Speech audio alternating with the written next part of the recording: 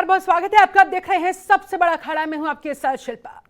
राजस्थान के नरपिशाच, जी हां, कन्हैया लाल के आरोपियों को कुछ इसी नाम से बुलाया जा रहा है, क्योंकि दोनों ही हत्या आरोपियों ने जिस तरह से जघन्य अपराध को अंजाम दिया, वो कोई नरपिशाच या हैवान ही कर सकता है। दोनों आरोपियों को पुलिस ने कुछ ही घंटों के बाद गिरफ्तार कर लिया, लेकिन इस घटना ने पूरे देश में लोगों को सकते में डाल दिया।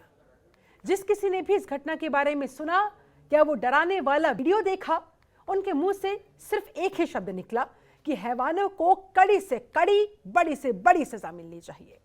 सवाल उठता है कि आखिर ऐसा भी क्या गुस्सा कि एक इंसान हैवान बन जाए और दूसरे का सर धड़ से अलग ही कर दे? क्या ये गुस्सा है या फिर कुछ और? इस घटना के पीछे अब पाकिस्तान और अरब देशों का भी कनेक्शन सामने आ रहा है। शुरुआती जांच में यह बात भी सामने आई कि दोनों आरोपी पाकिस्तान के एक संगठन के लोगों के साथ संपर्क में थे, कई बार उनसे बातचीत कर चुके थे, पाकिस्तान तक जा चुके थे। दोनों के फोन से पाकिस्तान और अरब देशों के नंबर भी मिले हैं। इस घटना की जांच आतंकी हमला मानकर ही की जा रही है। डीजीपी ने खुद बाकायदा प्रेस कॉन्फ्रेंस करते हुए ये बात कही। आरोपियों के विदेशी कनेक्शन सामने आने के बाद तत्काल गृह मंत्रालय ने मामले की जांच एनआईए के हवाले कर दी और अब परत दर परत तालिबानी तरीके से की गई इस निर्मम हत्या की हो रही है जांच। सभी राजनीतिक पार्टियों और तमाम मुस्लिम संगठनों ने भी इस घटना की कड़ी निंदा की। हालांकि सवाल ये कि आखिर इतनी कट्टरता इन लोगों के अंदर आई कहां से? क्या इसके पीछे विदेशी ताकतों का हाथ है? आज इसी मुद्दे पर करेंगे चर्चा और समझने की कोशिश करेंगे कि आखिर भारत को सुलगाने के पीछे ये साजिश किसकी है, कौन है जिम्मेदार। उनके क्या प्लान थे, क्या षड्यंत्र था, किससे लिंक है, राष्ट्रीय अंतर्राष्ट्रीय कोई ऐसी एजेंसी है क्या जिससे लिंक है, वो तमाम बातों को खुलासा होगा। तो ये इसको हम गंभीरता से ले रहे हैं कि घटना कोई मामूली नहीं है और ऐसे हो नहीं सकती जब तक अंतर्राष्ट्रीय या राष्ट्रीय स्तर पर कोई जो ऐसे रेडिकल एलिमेंट है उससे लिंक नहीं हो, तब तक ऐसी घटना होती नहीं है। ये अनुभव कहता है। उसी रूप में इसकी जांच पड़ताल शुरू की गई है। इंसानियत के खिलाफ तालिबानी क्रूरता और शैतानी क्राइम न कोई ईमान वाला कर सकता है, न इस्लाम वाला कर सकता है। ये तो तालिबान वाला ही कर सकता है। और इस तरह की तालिबानी शैतानी षड्यंत्र और साजिशों को परास्त करना हम सब की जिम्मेदारी है, सामूहिक जिम्मेदारी है। ये केवल जो है वो इंसानियत के दुश्मन नहीं बल्कि इस्लाम के भी दुश्मन है। जो लोग इस बात में खुश होंगे कि साहब इसने कोई बहुत बड़ा तीर मार लिया, ये इंसानियत से ज्यादा इस्लाम के भी दुश्मन है। पूरा देश में ये जो माहौल बिगाड़ा है, क्योंकि एक सांप्रदायिक मनोभाव का एक लीडर एक जहरीला ऐसा बात कहा जो पूरा देश में जहर फैल गया।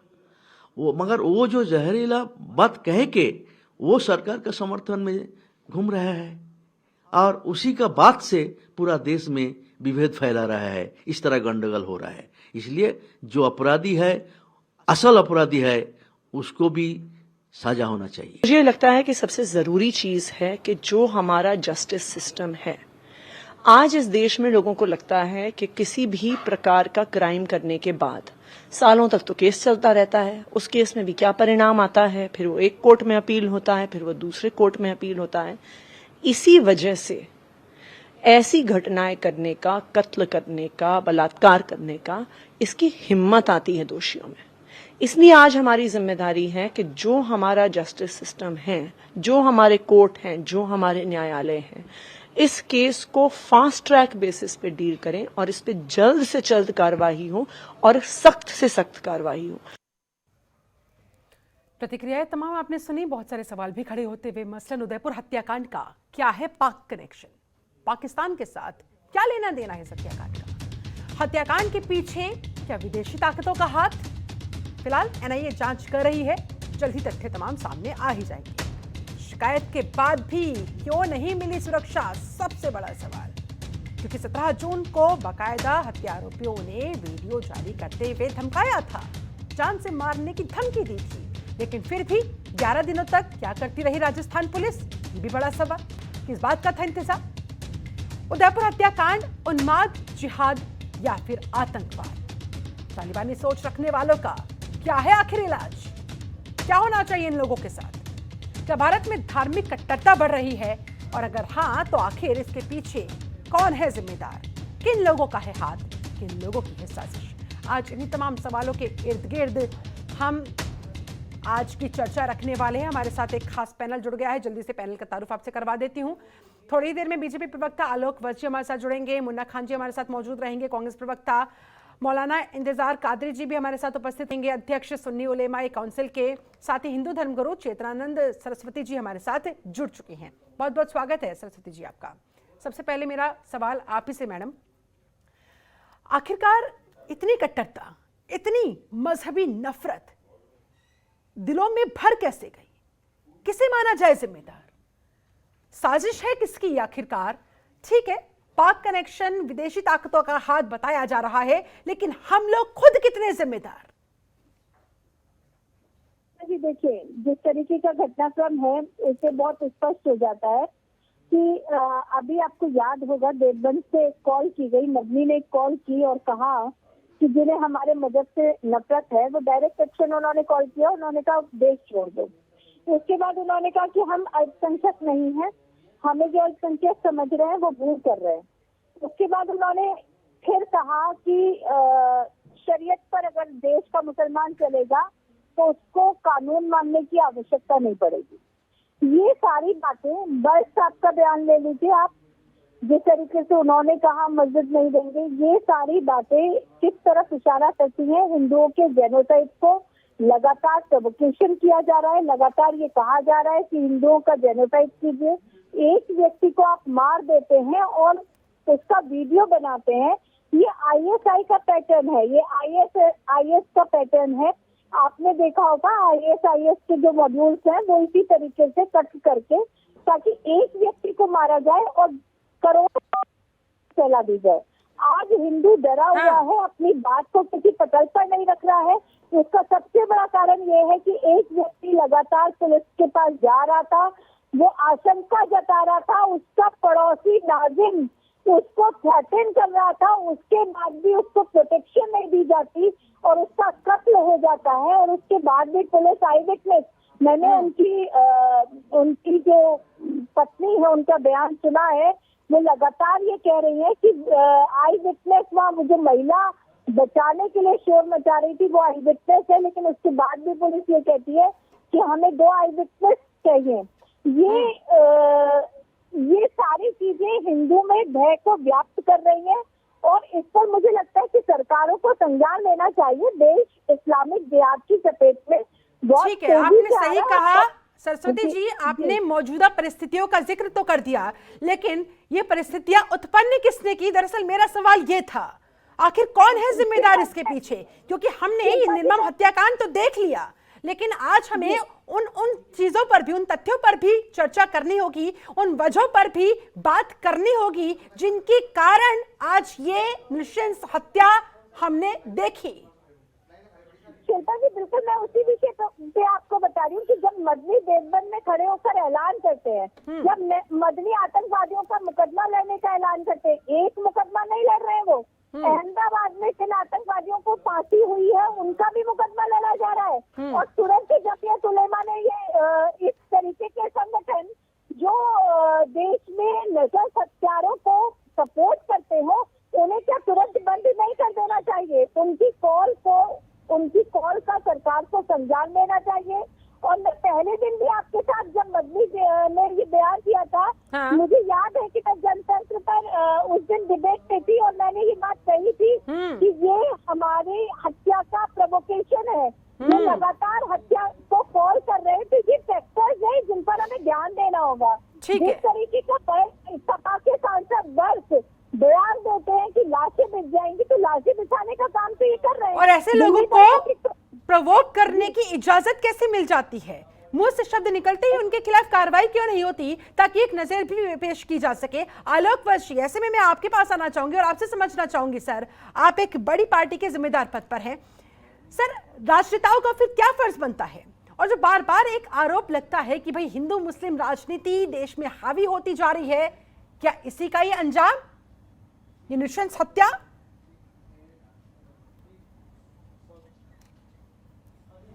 एक चीज बड़ा स्पष्ट कर देना चाहता हूं कि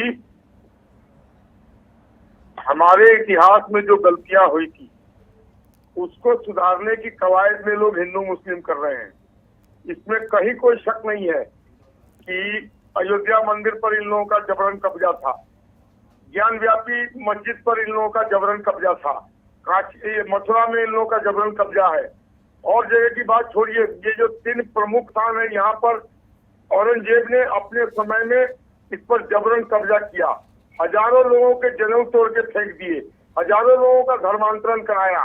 अगर उस कवायद को हम सुधारने की कोशिश कर रहे हैं हाँ। तो इसको हिंदू मुस्लिम का नाम दिया जा रहा है।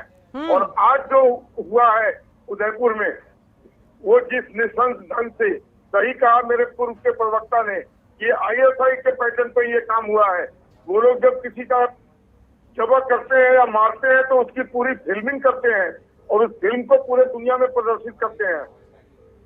कुछ भी कह लीजिए, हाँ। लेकिन किसी की हत्या करना ये कहीं से भी तर्क संगत नहीं है। ये बात कहीं से भी गले के नीचे उतारने की नहीं है। उस आदमी का क्या दोष था?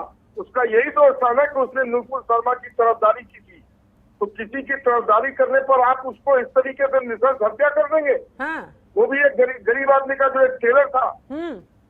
तो ऐसे लोगों को पकड़ने के बाद फास्ट कोर्ट ट्रैक में त्वरित कार्रवाई करके इनको चौराहे पर खड़ा करके इनको उसी ढंग से मारना चाहिए जिस ढंग से इन्होंने उसकी हत्या की है। तभी ये सीख मिलेगी इन लोगों को। नहीं सर, आपके मुख से ये बातें अच्छी नहीं लगती। आलोक जी देखिए, आप मौजूदा सरकार से एक महत्वपूर्ण पद पर बैठे हुए हैं सर, आप प्रवक्ता हैं, जाहिर सी बात है फिर आप पे और उनमें क्या फर्क रह जाएगा? ये देश संविधान से चलता है ना, देश के कानून से चलता है ना सर। कानून से सर्वोपरि तो कुछ भी नहीं है, ना आप है ना मैं हूँ। शिल्पा जी, मैं ये नहीं कह रहा हूँ कि हमारे हिंदू भाई या मैं जाके मार दूं। हाँ। मैंने कहा कानून के साथ, हाँ, कानून संबद्ध कार्रवाई होनी चाहिए। अब आपकी बात सही है, लेकिन अगर हम वो तालिबानी सजा खुद ही देने लग जाएंगे सर, तो फिर हम कैसे इसको जस्टिफाई कर सकते हैं और फिर कैसे हम उन्हें कटघरे में खड़ा कर सकते हैं? चलिए ठीक है सर। आप लगता है आपको सुनने में ठीक है सर, ओवरसाइट हो गया होगा।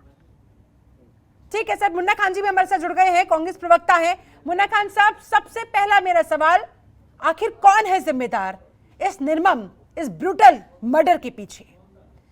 17 जून को बकायदा हत्या आरोपी ने वीडियो जारी करके जान की धमकी दी और फिर ठीक 11 दिनों के बाद 28 जून को जो धमकी दी थी, आखिरकार 11 दिनों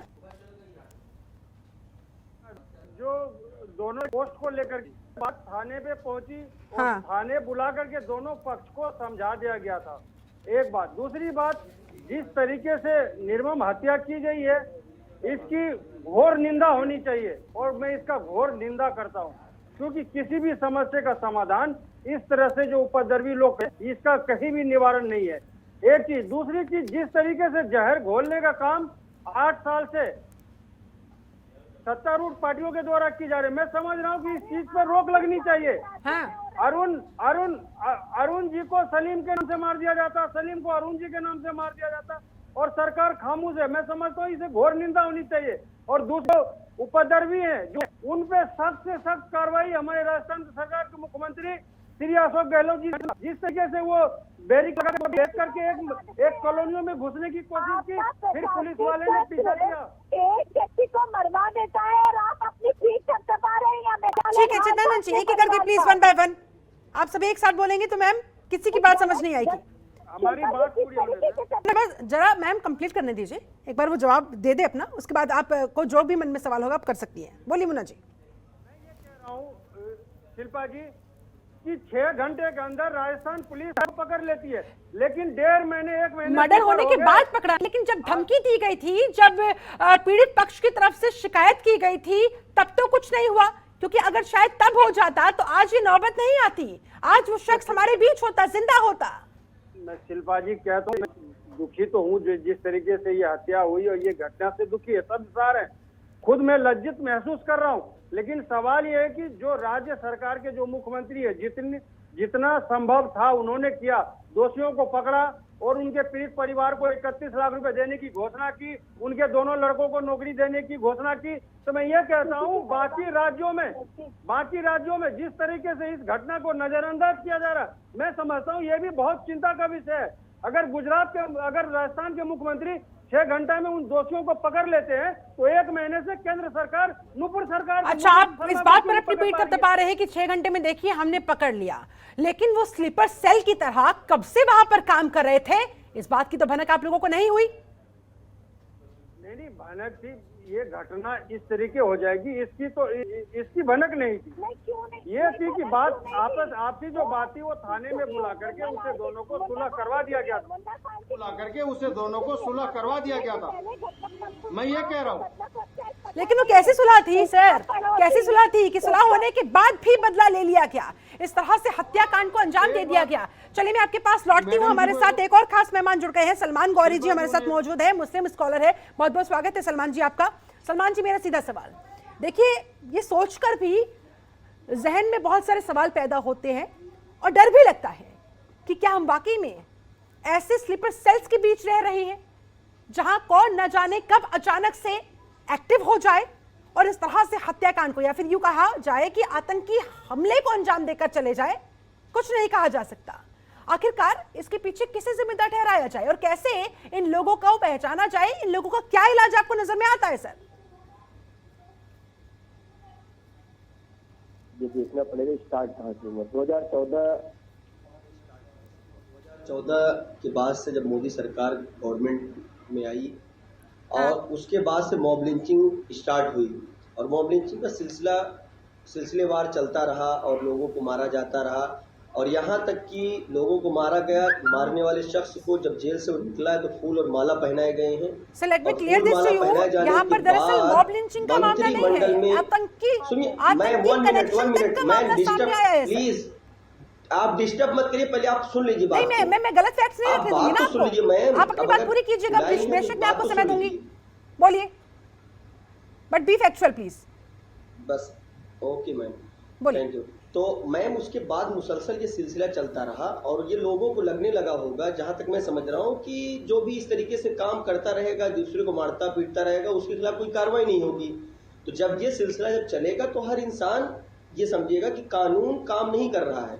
जैसे चाहे वो नुपुर शर्मा हो, चाहे और दीगर लोग हैं, उनके खिलाफ कानून काम नहीं किया। लेकिन ये राजस्थान सरकार का जो स्टेट अब हुआ और बहुत जल्दी लोग गिरफ्तार हो गए और ये ऐसा करने वाले शख्स जो थे उनको जेलों की सलाखों के पीछे भेज दिया गया। बहुत अच्छा काम हुआ, मैं इसका वेलकम करता हूँ। लेकिन इस कांड को रोकने के लिए सबसे ज्यादा जिम्मेदार सरकार है और प्रशासन है। जब कोई भी गंदा काम करता है, किसी भी तरीके से वायलेंस फैलाता है, वो किसी भी मजहब का हो, उसके साथ यही सलूक होना चाहिए जो आज इन लोगों के साथ हुआ है। तो मैं उम्मीद करता हूं कि हमारा हिंदुस्तान, जो सारे जहां से अच्छा हिंदुस्तान हमारा जो लफ्ज है, ये दुनिया में सबसे अच्छा हो जाएगा। लेकिन मसला ये है जो पॉलिटिकल पावर जो है, जो गलत यूज करते हैं लोग और उसके बाद मजहब को देखकर फैसले कराए जाते हैं, चाहे वो कोर्ट हो, ठीक है, और इसी तरीके से हजारों एग्जाम्पल हैं। तो लेकिन बहुत निंदनीय है। मैं इस घटना ठीक को, है सर, मैंने आपको अनइंटरप्टेड सुना। अब आप सुनिए जरा, आपने कहा कि ये सरकार को देखना चाहिए, ये प्रशासन का काम है, ये पुलिस का काम है सर, लेकिन आप लोगों का, यानी कि जो तमाम धर्मगुरु हैं, चाहे वो हिंदू धर्मगुरु हो, चाहे वो मुस्लिम धर्मगुरु हो, उनका भी तो कोई फर्ज बनता है ना, उनकी अकाउंटेबिलिटी बनती है ना सर। ये बताइए मैम, कौन शख्स उदयपुर वाले इस कांड पर कौन मुसलमान खड़ा हो गया उनके साथ, बताइए आप, बताइए कौन सा मुसलमान उनके फेवर में खड़ा हुआ है, कौन सा उनके खिलाफ डांस कर रहा है, कौन उनको लेकर फूल माले लेके जा रहा है, एक नाम बताइए आप। हर मुसलमान उस कांड की मजम्मत कर रहा है जो कुछ हुआ गलत हुआ है। एक एक करके चेतन जी कुछ कहना चाह रही है, प्लीज एक एक करके बोलिए बोलिए। इनने कहा है कि हम इसका मुकदमा लड़ेंगे। हाँ, कौन है सुलेमा इन? सलमान जी सुनिए, क्यों चुप है ये बड़े बड़े धर्मगुरु जो सलमान जी मुसलमानों के सुनिए। ठेकेदार बनते हैं? आज क्यों चुप है? क्यों अखिलेश यादव चुप है? क्यों तेजस्वी यादव चुप है? अगर एक हिंदू की हत्या हुई है, इतनी निशंस, इनके मुंह में दही क्यों जमा हुआ है? कोई जवाब है इनके पास? एक एक करके चेतन जी की आवाज दीजिए प्लीज। अखिलेश यादव शिल्पा जी, ये सब शिल्पा जी, कहानियां मत सुनाइए। शिल्पा जी सुनिए, अखिलेश यादव तो हमेशा से चुप रहे हैं। अब यहाँ सवाल गवर्नमेंट से होगा। लगातार ओबीसी बर्थ मदनी लगातार भाषण दे रहे थे, लगातार कह रहे थे कि लाठी भिजवाएंगी, कब्जा नहीं देंगे, एक मस्जिद शहीद देंगी, दूसरी ताली एक हाथ से क्योंकि ताली कभी एक हाथ से नहीं बचती है। हमको एक ठीक है। नाम बताइए कौन सा मुसलमान उनके साथ खड़ा हुआ। जो कश्मीर में हुआ वो मदनी ने देवबंद में खड़े होकर कहा था, मदनी ने कहा था कि हम अल्पसंख्यक नहीं है। मदनी ने बहुत कहा था, उन्होंने कहा था जिसे हमारे मजहब से दिक्कत है वो देश को छोड़ दे, उसी पे एक्शन होना था। ये लगातार प्रोवोकेशन है और लगातार हिंदुओं की नरसंहार के लिए कॉल है। ये जेनोसाइड है हिंदुओं का। तो इन प्रोवोकेशंस को दरअसल टाइमली समझने की आवश्यकता है और जो लोग प्रोवोक कर रहे हैं उन लोगों तक पहुंचने की आवश्यकता है ना। मुन्ना खान साहब आपके पास आते हुए, आलोक जी आऊंगी सर, आऊंगी, चेतनानंद जी प्लीज, सलमान जी आपके पास भी आऊंगी प्लीज, एक एक करके सर। आप सबको समय मिल रहा है ना सर, अपने अपने समय में बोलिएगा ताकि सबकी बात सुन भी सके और फिर जवाब भी दे सके। मुन्ना खान साहब, प्रोवोकेशन की बात आ रही है और देखिए ताली कभी एक हाथ से बजती नहीं है। प्रोवोक अगर होता है दोनों तरफ से होता है, लेकिन ऐसे में सर क्या करने की आवश्यकता है? मैं दरअसल आगे भविष्य में इस तरह की कोई घटना ना हो, क्योंकि ये कोई छोटी मोटी घटना नहीं हुई है, रेयरेस्ट ऑफ रेयर की कैटेगरी में इस केस को माना जा रहा है। ऐसे में आप इस मामले की गंभीरता को समझ सकते हैं और किस तरह से पूरे समाज को इस घटना ने झकझोर कर रख दिया, इस बात को भी अंदाजा लगाया जा सकता है। मुन्ना खान साहब, क्या होना चाहिए? प्रोवोकेशंस को लेकर अकाउंटेबिलिटी फिक्स होनी चाहिए कि नहीं होनी चाहिए सर? और भविष्य में ऐसी घटना न हो, ऐसी कार्रवाई भी होनी चाहिए। हाँ, ऐसी कार्रवाई भी होनी चाहिए, क्योंकि कांग्रेस पार्टी की जो विचारधारा है उसमें हिंदू और मुस्लिम की कोई जगह नहीं। हमारे साथ एक समान है। अगर किसी भी वर्ग को सुई चुभता है तो दर्द कांग्रेस पार्टी को होती है, लेकिन कुछ मानसिकता के लोग हैं जिनको ये परोसने में फायदा होता है। तो मैं कह रहा हूं कि जिस तरीके से ये घटना हुई है बहुत ही निंदनीय है, इस पे ठोस से ठोस कार्रवाई होनी चाहिए। मैं ये दूसरी चीज शिल्पा जी कह रहा हूं कि जब तक हमारा भाईचारा कायम नहीं होगा हमारे देश का विकास नहीं हो सकता, हमारा विकास नहीं चेतन जी प्लीज एक एक करके मैम। कभी भी उज्जवल नहीं हो सकता। और जो कुछ आपके चैनल पे जो कुछ मित्र बैठे हैं हमारे, इन लोगों की वजह से ही देश में मिस घोला जा रहा है, देश के अंदर जहर घोला जा रहा है। अरे मुन्ना खान जी, देश के अंदर जहर घोलने का आरोप वर्षी और साफ साफ कह रहे हैं कि भाई 2014 के बाद ये सब कुछ होना शुरू हुआ है, यानी कि सीधे सीधे सबसे बड़ा वही आरोप घूम फिर कर आपकी पार्टी पर लगता हुआ। शिल्पा जी, मैंने आपको कहा ना 2014 के बाद ही हिंदुओं के साथ जो गलतियां किया था मुगलों ने, उसका सुधार करने की कवायद चालू हुई है। इतिहास में जो गलत पाठ पढ़ाया जा रहा था उसको बदल के हम सही शिक्षा का जवाब दूंगा एक बार। हाँ, एक करके सर प्लीज जवाब देने का मैं मौका दूंगी आपको, लेकिन सिर्फ अपनी बारी का इंतजार कीजिए। कौन नहीं जानता कि औरंगजेब ने कितना अत्याचारी था, कितने मंदिर को ढाए उसने, कितने हिंदुओं का कत्ल किया, ये किससे छिपा हुआ है? और आज ये जितने लेकिन आलोक जी आप जिस बात को जस्टिफाई कर रहे हैं, देखिए ना हमारे देश को, हमारे समाज को, हमारे भाईचारे को गंगा जमुनी तहजीब को ही किस तरफ आगे ले जाती हूँ। सर एक दूसरे खून के प्यासे क्यों बन गए हैं लोग? कभी इस बारे में सोचा है बैठकर इत्मीनान के साथ? तो क्या होगा? कभी राजनीति से ऊपर उठकर इस बारे में सोचा गया है? चलिए ठीक है, फिलहाल मुझे यहाँ पर रुकना होगा एक बहुत छोटे से ब्रेक के लिए। इसी सवाल के साथ हम लौटेंगे। सलमान गौरी जी, सीधा सा सवाल है सर, अब ये जो हुआ आगे भविष्य में ना होने पाए, इस पर हमें बात करनी चाहिए और जो कारण है मेन उन पर हमें बात करनी चाहिए। सर क्या लगता है कैसे इसे रोका जाए और ऐसे लोगों की ऐसी सोच की क्या उपचार हो सकता है, इनका क्या ट्रीटमेंट हो सकता है, इनका क्या इलाज हो सकता है? सर कैसे इन लोगों के साथ बर्ताव किया जाना चाहिए? ठीक है, कड़ी से कड़ी कार्रवाई की बात तो कही जा रही है, लेकिन सर रूट्स में हमें जाना होगा, जड़ों में हमें जाना होगा, वहां पर हमें वार करना होगा।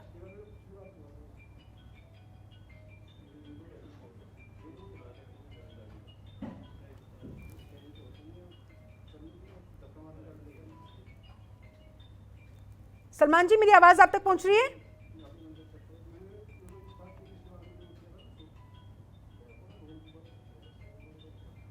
सलमान गौरी, क्या मेरी आवाज आप तक पहुंच पा रही है सर?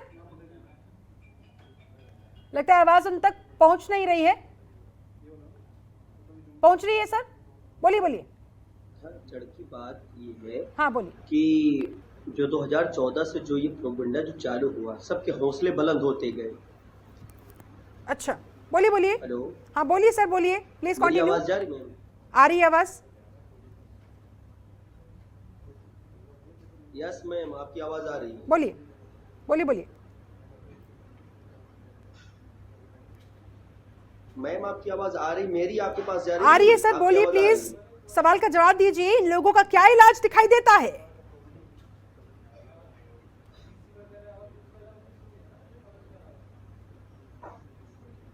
इस जी, तो 2014 के बाद से जब हौसले बुलंद हुए, इसी तरीके से ये आगे बढ़ता गया और आज 2022 चल रहा है। ऐसे लोगों पे कार्रवाई सख्ती के साथ होनी चाहिए, XYZ कोई भी हो। कार्रवाई तो तब होगी ना जब अपराध होगा, उसके बाद तो जाहिर सी बात है कानून अपना काम करता ही है, लेकिन इन लोगों को ऐसा करने से रोका कैसे जाए, इनकी सोच कैसे बदली जाए? सर मुझे लगता है इस पर हमें चर्चा करनी चाहिए। चेतानंद सरस्वती हमारे साथ जुड़ी हुई है, कुछ कहना चाह रही है। चेतानंद जी, यही सवाल मेरा आपसे है। देखिए, बात यहाँ पर हिंदू की नहीं है, बात यहाँ पर मुसलमान की नहीं है, बात यहाँ पर हमारे देश की है, हमारे देश के लोगों की है, हम सबकी है। इसलिए मैं चाहूंगी, चाहे सलमान जी हो, चाहे चेतानंद सरस्वती जी आप हो, हमें समाधान पर बात करनी चाहिए कि सोच पर, इस कट्टरवादी सोच पर वार कैसे हो, कैसे इसे ठीक किया जाए ताकि कोई अपने हाथों में हथियार ना उठाने पाए। शिल्पा जी देखिए, अगर कन्हैया के मामले को जो ये नरसंस सत्याकांड हुआ है, अगर इसको नजीर बनाना है तो पहले हमें ये समझना होगा कि वो व्यक्ति, एक सेकंड में अपनी बात पूरी कर लूं तो फिर आप बोलेगा। कोई भी व्यक्ति प्रिवेंटिव प्रशासनिक तंत्र अगर वहाँ प्रिवेंटिव रोल प्ले करता, आज हत्या हो गई, आज ठीक है 6 घंटे में पकड़ा गया, जेल भेज दिया गया, कठोर से कठोर कार्रवाई होगी, लेकिन वो व्यक्ति अपनी जान को, अरे आप जरा शांत हो जाइए, शांत हो जाइए, सुन लीजिए, जब आपसे पूछा जाए प्रश्न तो जवाब दीजिएगा। लगातार वो व्यक्ति अपनी जान की गुहार लगाता रहा, लगातार वो ये कहता रहा कि मुझे धमकी दी जा रही है, मैं दुकान खोलूंगा तो मेरी हत्या कर दी जाएगी, लेकिन प्रशासनिक तंत्र हाथ पर हाथ रख के बैठा रहा। प्रशासनिक तंत्र ने एक भी प्रयास ऐसा, इसका मतलब ये है कि हिंदू की जान को बहुत सस्ता समझ लिया गया है, वो गुहार लगाता रहेगा। ये सोच जो है ये लगातार हथियार और मजबूती से पकड़ने के लिए प्रवोक कर रही है, क्योंकि सबको पता है कि हिंदू की हत्या हो जाएगी, कोई हो हल्ला होगा नहीं, 2-4 दिन डिबेट होगी, उसके बाद कुछ होने वाला है नहीं। नहीं मैडम, बात यहाँ पर हिंदू की नहीं है, बात यहाँ पर मुसलमान की नहीं है। मैं बहुत जिम्मेदारी के साथ मैम इस बात को कहना चाह रही हूँ, बार बार इस बात को रिपीट कर रही हूँ कि बात यहाँ पर देश के नागरिक की जान की है, जो बराबर है। एक हत्याकांड बताइए जो हिंदू के द्वारा इस तरीके से किया गया हो, एक हत्याकांड बताइए जिसमें वीडियो बनाकर और प्रवोक कर खुलेआम ऐलान करके संकलन कर दिया गया हो। सलमान जी ये कह रहे हैं कि भाई दूसरा समुदाय प्रवोक करता है, आप लोग कहते हैं कि हमें प्रवोक किया जाता है। देखिए, हम दोनों समुदायों को क्या लगता नहीं है कि बैठकर आपस में इत्मीनान के साथ बात करनी चाहिए कि भाई आखिरकार ये प्रोवोकेशन का खेल कब खत्म होगा? नुकसान दोनों समुदायों का हो रहा है ना, दोनों पक्षों का हो रहा है ना, और फायदा किसको मिलता है? राजनेताओं को, जिन्हें मौका मिल जाता है राजनीति करने का। सलमान गौरी साहब। मैम, किस दुनिया में रहती हैं आप? किस दुनिया में रहती हैं आप? मुल्क में ही है ना?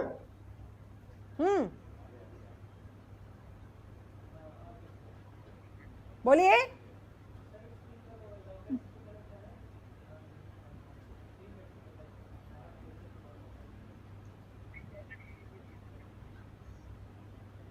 मैम, अगर इतिहास पढ़ा गया होगा, हाँ, मैं ये हिंदुस्तान की खूबसूरती यही है कि गंगा जमुनी तहजीब और साथ में ये गंगा, अगर वही है गंगा में इन्होंने नहाया तो उन्होंने वजू किया है। तो गंगा जमुनी तहजीब इसीलिए कही जाती है और ये हिंदुस्तान हमारा सबसे बड़ा जमहूरी मुल्क है। दुनिया के अंदर न इतने मजहब किसी मुल्क में नहीं पाए जाते, और जो भाईचारगी आज भी हमारे मुल्क में बाकी है वो चंद टुकड़े के लोग हैं जो ये वायरस फैला रहे हैं। इससे बचने के लिए हमको बात करनी चाहिए थी, लेकिन मुल्क के हालात जैसे हुए हैं ना, इस पे नजर रखनी पड़ेगी गवर्नमेंट को, जो गवर्नमेंट वायरस फैला रही है। अगर आपको इतनी निंदा करती है तो पहले दूसरों के धर्म का सम्मान करना सीखे। आप प्राइवेट में, मैं फिर वही बात कहूंगी, एक दूसरे के धर्म का सम्मान हमें करना होगा। जितनी जिम्मेदारी हिंदू पक्ष की बनती है उतनी जिम्मेदारी मुस्लिम पक्ष की भी बनती है। ठीक है, ठीक है। एक आदमी के करने से एक आदमी नहीं, मजहब, आपका मजहब दिखा रहा है। ठीक है, लगता है आवाज बहुत ज्यादा डिले हो रही है, इस वजह से कन्वर्सेशन आगे पीछे हो रहा है। चलिए ठीक है, मैं जल्दी से रुक करना चाहूंगी आलोक पर जी आपका। आलोक जी देखिए, दरअसल ये हिंदुस्तान है, यहाँ पर ना ISIS मॉडल चलेगा, ना यहाँ पर तालिबानी सोच रखने वाले लोगों को बर्दाश्त किया जा सकता है। ऐसे में जाहिर सी बात है यहाँ संविधान से देश चलता है, संविधान के हिसाब से, कानून के हिसाब से ही तमाम चीजें होंगी। जो हत्या आरोपी हैं उन्हें सजा भी मिलेगी। लेकिन मैं फिर से सर उसी मूल प्रश्न पर आती हूं कि इस मजहबी नफरत को कैसे खत्म किया जाए, क्योंकि लगता नहीं है आपको अब वक्त आ चुका है इस पर काम करने की आवश्यकता है। हमारा देश, हमारा समाज वाकई में मजहबी नफरत के साथ एक बहुत खतरनाक दिशा की तरफ आगे बढ़ता हुआ।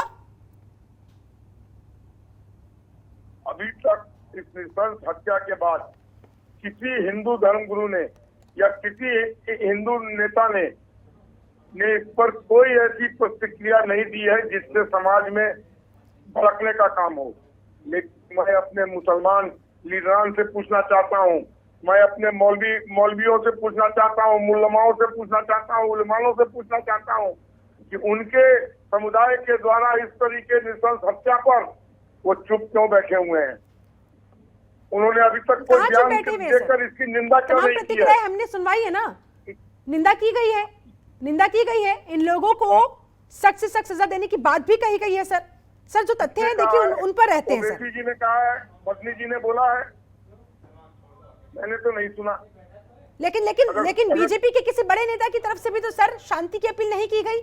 मैंने आज पूरा ट्विटर छान मारा, मुझे कहीं कोई ऐसा नाम बीजेपी नेता का नजर नहीं आया जिसने शांति की अपील वहां पर की हो। हाँ, कार्रवाई की मांग आप लोगों की तरफ से की जा रही है, राजस्थान पुलिस को घेरा जा रहा है, वो आपको सूट करता है राजनीति करने के लिए।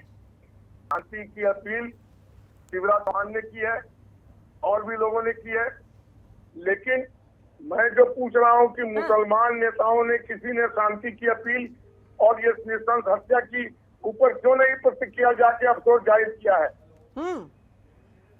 तो सर अल्टीमेटली बात तो वही आ जाती है ना कि मुस्लिम स्कॉलर्स, हिंदू स्कॉलर्स और हिंदू नेताओं, मुस्लिम नेताओं, हम सबकी जिम्मेदारी है सर। कुछ देर पहले कहा था कि ताली दोनों हाथ से बजती है। आप भाईचारा दिखाएंगे तो हम भाईचारा दिखाएंगे, आप भाईचारा नहीं दिखाएंगे तो हम भाईचारा नहीं दिखाएंगे। तो क्या करेंगे सर फिर? भाईचारा नहीं दिखाएंगे तो क्या इस तरह से कत्लेआम करने की इजाजत दी जा सकती है किसी को?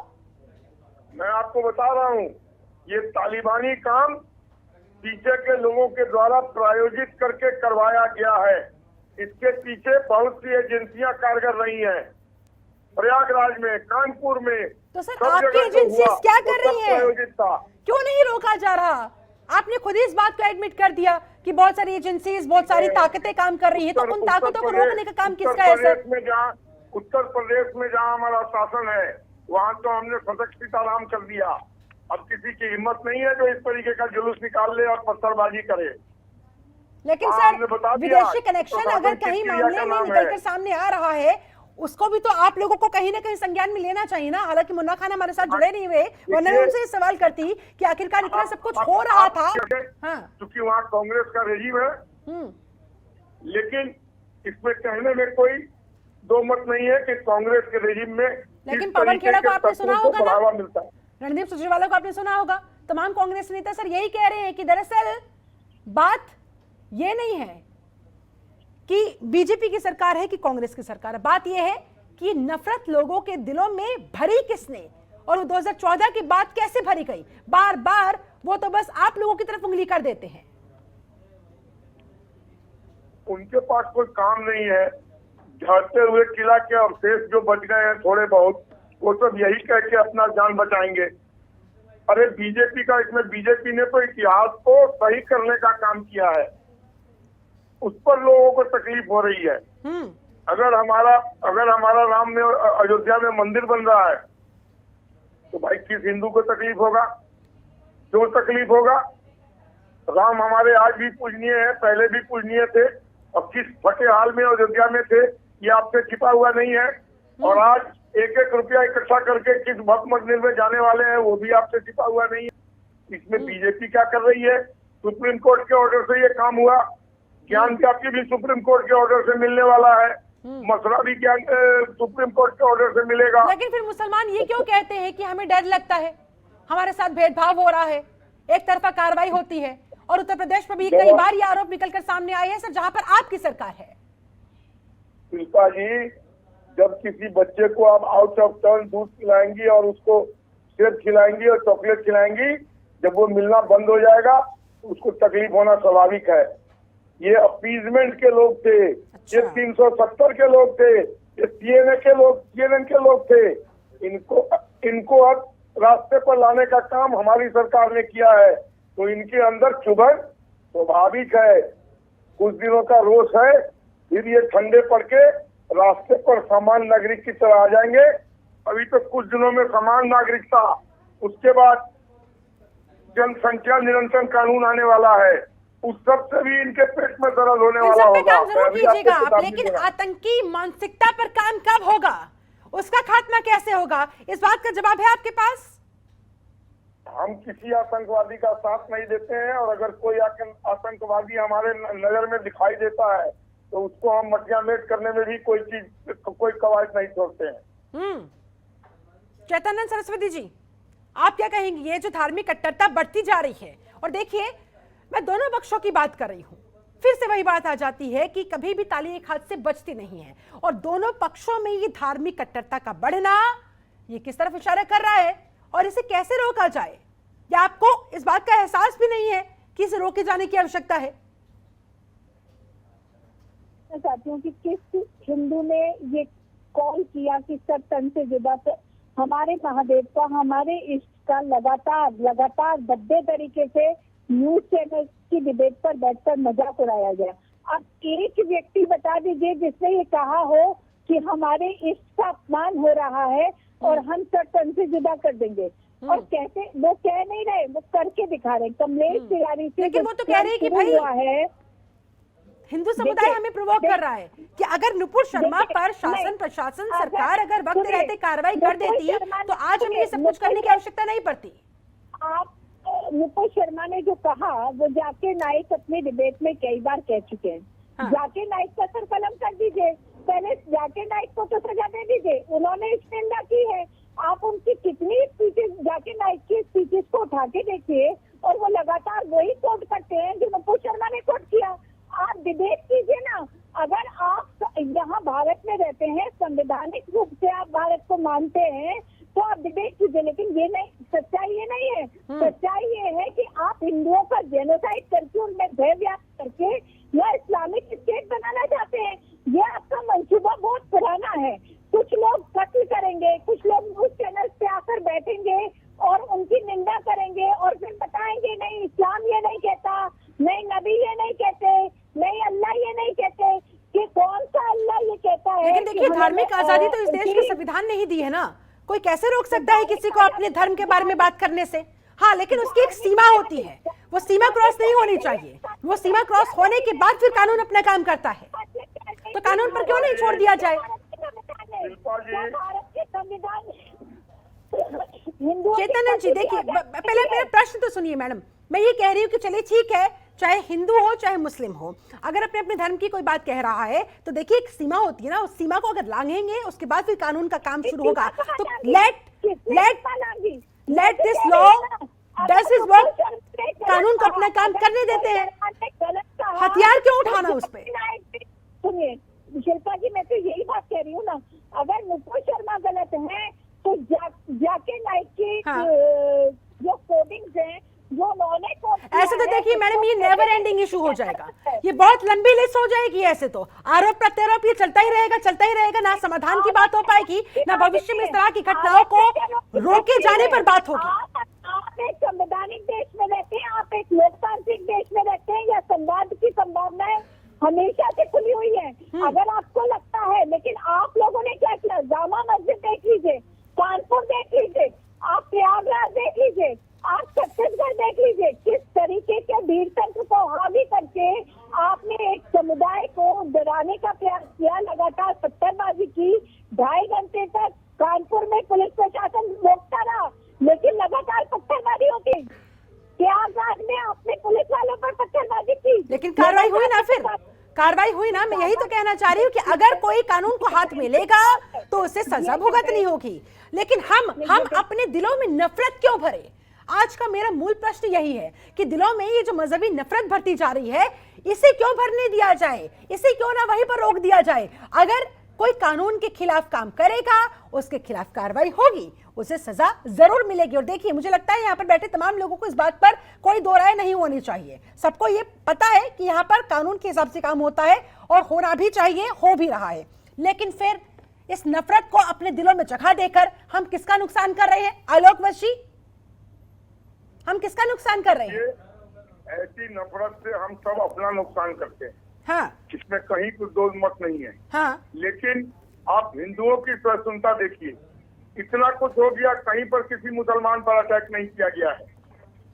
ये सहिष्णुता का उदाहरण है, इससे उत्कृष्ट उदाहरण नहीं मिल सकता है।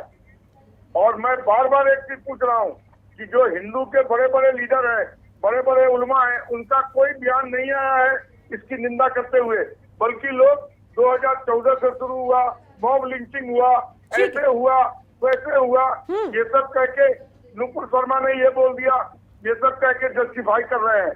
क्या क्या नहीं बोला ओवैसी के भाई ने। 15 मिनट का टाइम दे दो, हम पूरे हिंदुओं को रोड के खत्म कर देंगे। हमने फिर भी कहा, क्योंकि हम जानते हैं कि गजवाए हिंद नहीं बनने देंगे, अब हिंदे गजवा बनेगा और आने वाले 10 वर्ष में नहीं सर, ये सबका देश है, होगा। ये सबका देश है, ये जितना हिंदुओं का देश है उतना ही मुसलमानों का भी देश है। Let me clear this fact in front of my audience, ठीक है? सलमान गौरी भी हमारे साथ जुड़ गए हैं, सलमान गौरी भी हमारे साथ जुड़ गए हैं, मुस्लिम स्कॉलर है।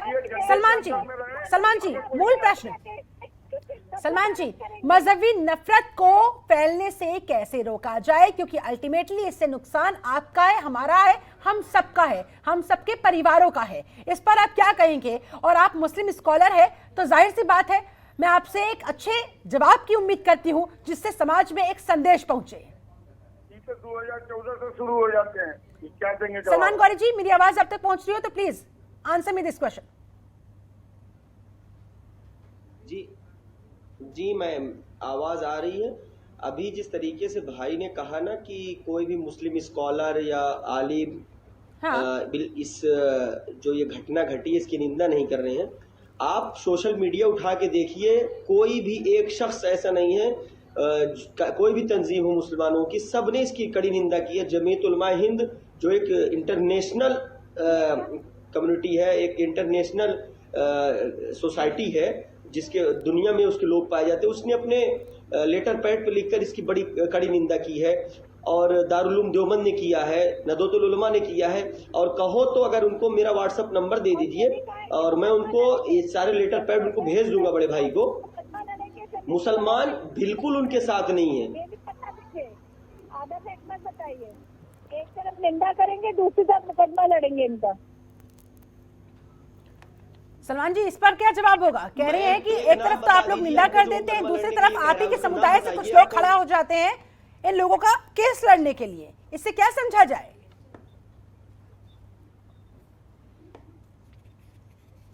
कोई जवाब नहीं है इनके पास इसका।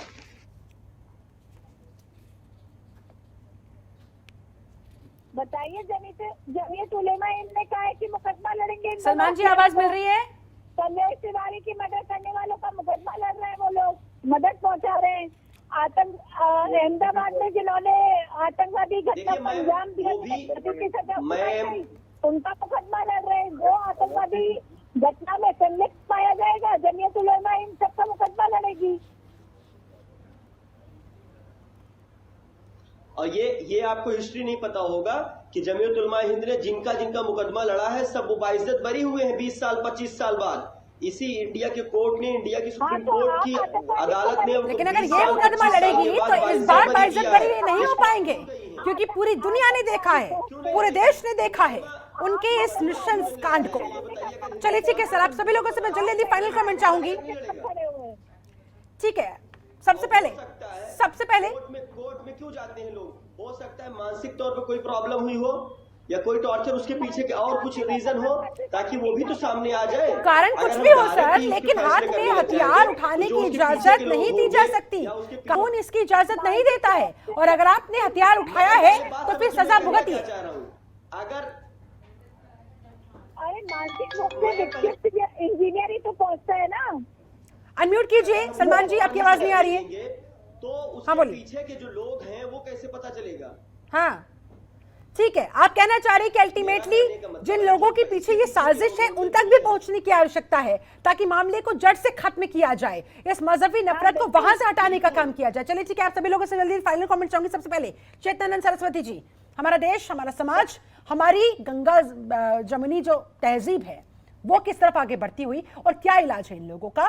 क्या कहेंगी आप देश के लोगों से, तमाम ऑडियंस से जो आपको इस समय देख रहे हैं, सुन रहे हैं, शांति की अपील के साथ साथ क्या सलाह देना चाहेंगी? देखिए शिल्पा जी, शांति की अपील एक तरफ से नहीं हो सकती। मेरे से ये उम्मीद करना बेकार है। उसका कारण ये है कि मैं अपने शरणार्थियों का कत्ल होते हुए देखती रहूं और शांति की अपील करती रहूं, ये संभव नहीं है। ये किसी भी कीमत से संभव नहीं है कि आप एक हाथ में छुरा लें और दूसरे से कहें कि हम तुम्हें कत्ल करने आ रहे हैं और आप हमसे शांति की अपील कीजिए। ये आप, लेकिन ऐसे तो पूरा देश चल उठेगा, लगातार ये पूरा देश चल उठेगा। लगातार अपने पड़ोसी को कह रहा था, वो लगातार पुलिस को कह रहा था कि मेरा पड़ोसी मुझे धमकी दे रहा है, मेरी रेखी क्यों जा रही है? लेकिन फिर फर्क क्या रह जाएगा? हम जिन लोगों को कटघरे में खड़ा करेंगे, अगर उन्हीं की तरह हम भी बिहेव करेंगे तो उनमें और हम में फर्क क्या रह जाएगा? इस बात को भी तो सोचने की आवश्यकता है। ठीक है, आलोक वशी, फाइनल कमेंट आपका, कंक्लूजन आपका सर। आलोक जी। मैं सिर्फ इतना ही कहना चाहूंगा हिंदू और मुसलमान भाइयों से कि आप इतिहास की जो गलतियां हैं उसको सुधारने की जो कवायद चल रही है उसमें आप हमारा साथ दो, भारतीयता का साथ दो, भारतीय झंडे को अब प्रेम से देखो, उसको मान सम्मान दो और राष्ट्रीयता में रहकर जीना सीखो, क्योंकि समाज हम सबका है, किसी एक वर्ग का नहीं है। और किसी भी तरीके का इस तरीके की वारदात भविष्य में ना हो, इस पर अपने अपने समुदाय को पूरी कंट्रोल में रख के आगे चलने की कवायद कीजिए। नहीं तो अगर हम भड़क गए तो आपके लिए बहुत मुश्किल हो जाएगा। सर ये तो आप धमका रहे हैं ना, ये तो आप धमका रहे हैं ना। नहीं, एक सीमा होती है बर्दाश्त करने की। अगर ये लगातार इस तरीके से मारते चले जाएंगे तो क्या हम हाथ में छुरी पहन के बैठे रहेंगे? फिर वही सवाल, फिर फर्क क्या रह जाएगा सर? फिर आप किस हक से, किस अधिकार से उन लोगों पर उंगली उठा सकते हैं? ये भी तो सोचने की आवश्यकता है ना। सलमान गौरी साहब, जाते जाते आपका फाइनल कमेंट। उस पर सुधारने की कवायद में साथ दीजिए। सलमान गौरी जी, फाइनल कमेंट।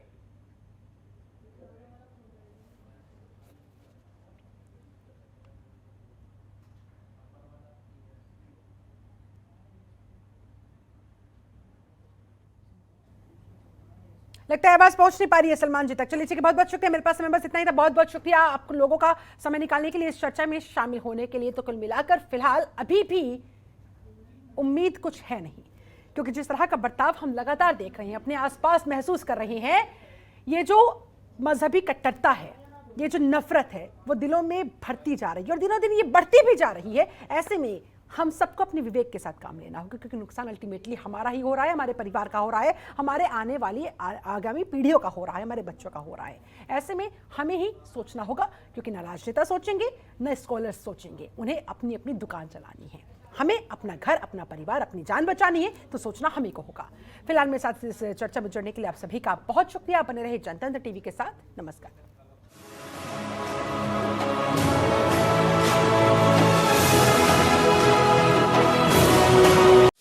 खबरों के निष्पक्ष विश्लेषण के लिए सब्सक्राइब करें Jantantra TV and press the bell icon. Never miss any update.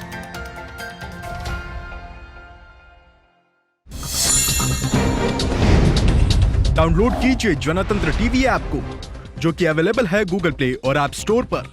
अधिक जानकारी के लिए अभी डाउनलोड करें